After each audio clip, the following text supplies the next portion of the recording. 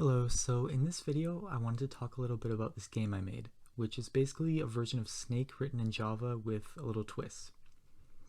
So you can see here it's made up of these 6 classes here, which are basically segments of code, I guess you can say. This one just sets up the game window, and then if I run it, you can see it looks like this, and you want to collect the apple. And I'll talk more about that in a second, but then this here is the main class for the game.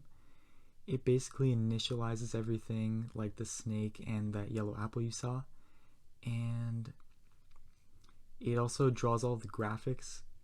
Drawing the graphics is kind of a pain in Java, but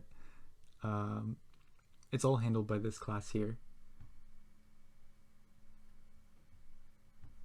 And then one more boring one, this is the key input class, which basically takes a key input and then does some function with it in the game. And one more, this class kind of handles the logic for the apple you saw. So it basically checks if the snake's head has run into it, and if it does, then the snake will basically grow 1 unit in length.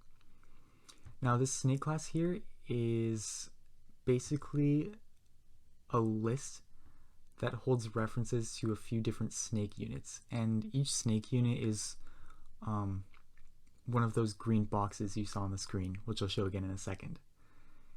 And so each snake unit has an X and Y position along with a color, and there's a method for drawing it and checking whether it has collided with anything. Now onto the snake itself.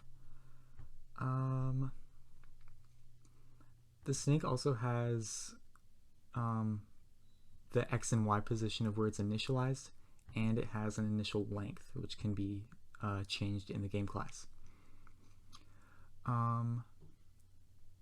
Yep, and this is pretty similar to the other classes. It has a draw method, an easy way to add 1 unit to it, and also the code for testing whether the snake has collided with anything, for example the walls or its own tail. Yep, and this is just for resetting the game if you lose. And so the thing that makes this game harder than normal Snake is that your tail actually starts fading the more apples you collect. So it'll get longer, but it'll also get closer to black. So if you collect a lot of them, you won't be able to see the end of your tail anymore, and you kind of just have to remember where it is.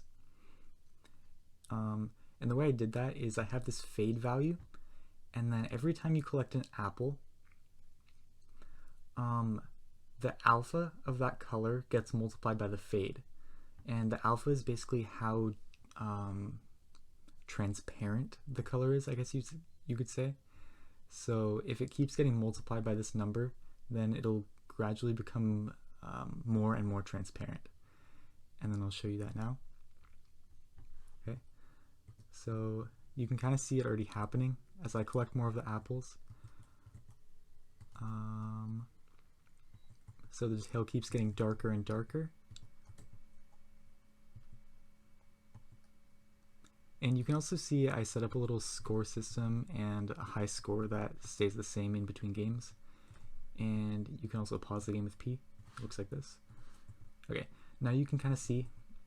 So the tail's starting to fade. Right now it's not too much of a problem, but once you start getting past about 20, 25, you really can't see much of your tail at all anymore, and you just kind of have to remember where it is. Yeah. So you can kind of see, I think the last segment is around here or here, but by this point you kind of just have to remember where it is. You can't really rely on your eyes anymore. And I thought this was kind of a cool idea to make because I haven't really seen anything like this, and it wasn't really too difficult either. So yeah, I just thought I would share that, and thanks for watching.